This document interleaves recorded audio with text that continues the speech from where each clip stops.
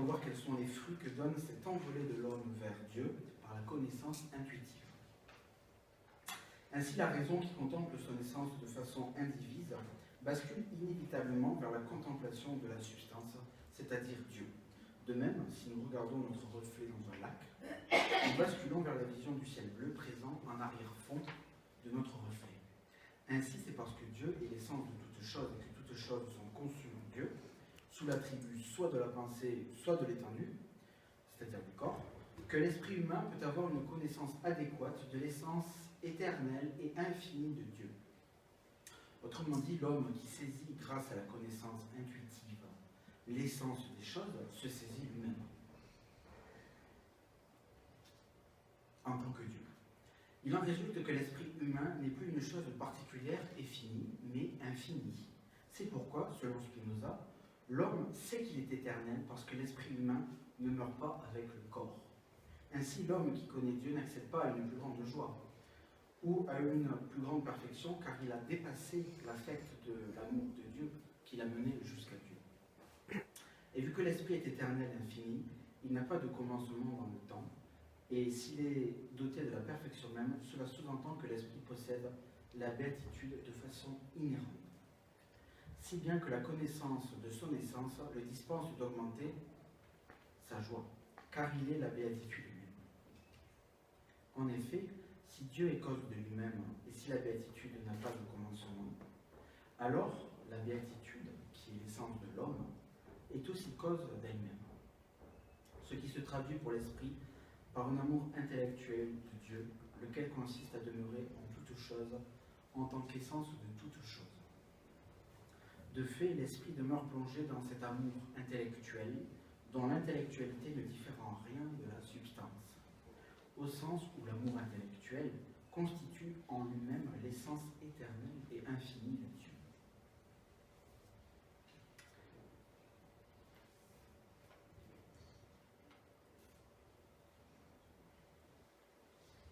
Maintenant, nous allons voir quels sont les effets de la discrimination chez Shankara. En pratiquant la discrimination, entendant de nous identifier à Dieu, c'est-à-dire de devenir un avec le Brahman, nous parvenons au retrait des sens et du mental.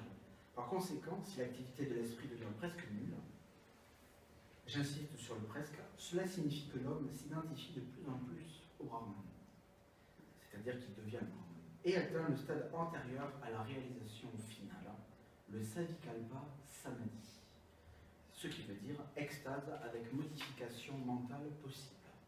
Grosso modo, quand on est en extase, on peut continuer à avoir des pensées, malgré le fait qu'on soit lié à Dieu. Et donc dans cette extase, on ne voit plus rien, on n'entend plus rien, on ne connaît plus rien. Mais dès le moment où nous ne visons plus le Brahman, il s'ensuit un retour à la réalité empirique.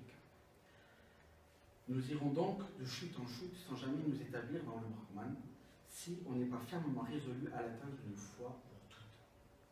Pour ceux qui connaissent Ramakrishna, le grand mystique hindou du XIXe siècle, dont Bergson fait l'éloge dans son livre « Les deux sources de la morale et de la religion », je pense qu'il a souvent vécu ce type d'extase, mais ne s'y est jamais fixé. Ainsi, à partir de là, l'homme doit redoubler de vivacité et d'effort, afin de s'identifier au Brahman suprême, à la façon d'un alpiniste qui déraperait toujours sur la même paroi et qui un jour déciderait résolument de franchir cet obstacle pour le laisser derrière lui, définitivement. Le mental doit être purgé grâce à la capacité de discrimination, des dernières représentations qui l'enferment dans la dualité, c'est-à-dire qu'il doit s'affranchir de toutes les pensées qui le font se prendre pour un sujet. Il faut donc dépasser la bouddhie qui nous identifie subtilement au corps et à l'esprit. Et comme le dit Shankara, cette connaissance est comme un pont vers l'immortalité et la libération. C'est le seul moyen de traverser le grand océan du monde. En accédant à l'étape suivante, l'homme détruit le nœud de l'ignorance en brûlant les imprégnations résiduelles de l'ego. Il sort du cycle du karma, la fameuse réincarnation. Il parvient ainsi au Nirvikalpa Samadhi, ce qui signifie extase sans modification mentale possible. Là, il n'y a plus de pensée du tout. C'est-à-dire que par rapport à l'extase précédente, il ne peut pas se détourner du soi, du Brahman. De fait, en vivant cette extase extrêmement profonde, l'homme ressent une inondation de félicité qui débouche sur un flot de béatitude et de conscience divine. À ce stade, la discrimination ne sert plus à rien, car cet état spirituel n'est pas conditionné par la raison. Désormais, l'homme et le Brahman, l'homme et Dieu, ne font plus qu'un. Et l'univers tout entier se déploie en lui, au sein d'une paix et d'une félicité sans borne. Étant présent en tout lieu et n'étant en aucun lieu, à la façon dont le vide de notre univers physique pénètre tout et est pénétré par tout. Il demeure tel qu'il est. Cette expérience mystique, qui est la plus haute, et qui demeure installée à tout jamais, est incommunicable, incompréhensible par la raison. Pour la raison. Si ce n'est à celui qui l'a déjà entreaperçu, ou mieux, qui y vit constamment. Voilà ce qu'implique le dépassement de la raison chez Shankara en sa phase ultime.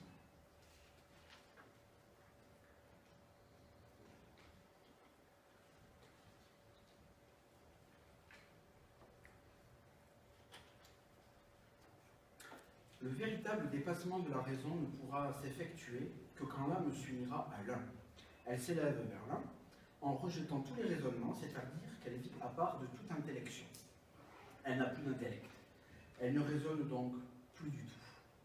C'est en ce sens que Plotin dit, je cite, « Le voyant soudainement apparaître en elle, donc bleu, l'âme n'a plus conscience de son corps, ni qu'elle se trouve en ce corps, et elle ne dit plus qu'elle est quelque chose d'autre que lui.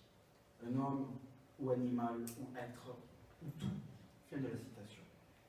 En se fondant dans le bien, l'âme trouve une joie qu'elle n'avait jamais expérimentée de sa vie.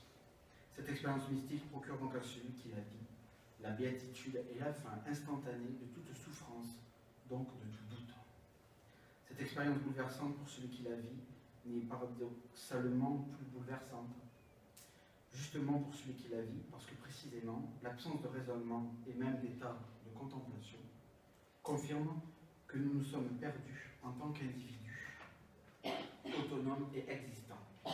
En gros, dans cette expérience mystique, plus d'individus, il n'y a plus personne, plus d'individus, plus de pensée, plus de raisonnement.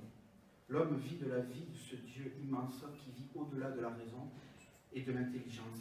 Ainsi, pour Plotin, dépasser la raison, c'est dépasser sa condition humaine pour épouser la condition divine.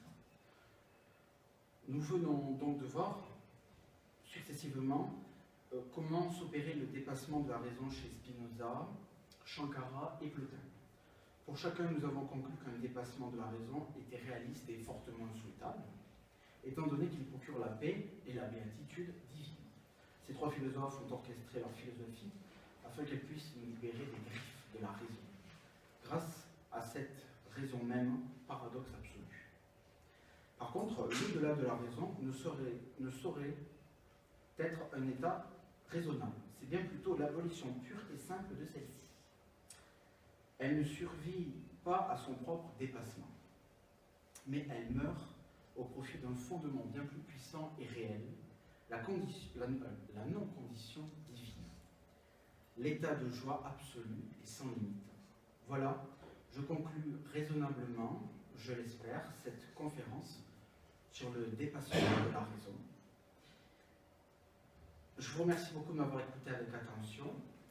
Ce fut un plaisir de vous exposer les convictions de ces philosophes, convictions qui sont aussi les miennes.